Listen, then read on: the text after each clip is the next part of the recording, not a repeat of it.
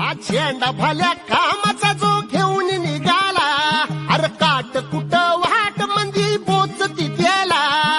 रगत निघल तरी बी हसल शाबास त्याची, रगत निघाल तरी बी हसल शाबास त्याची. तू चाल पुढं तुला रगड्या भीती कशाची, परवा बी कुणाची. मन शुद्ध तुझं गोष्ट हाय पृथ्वी मोलाची.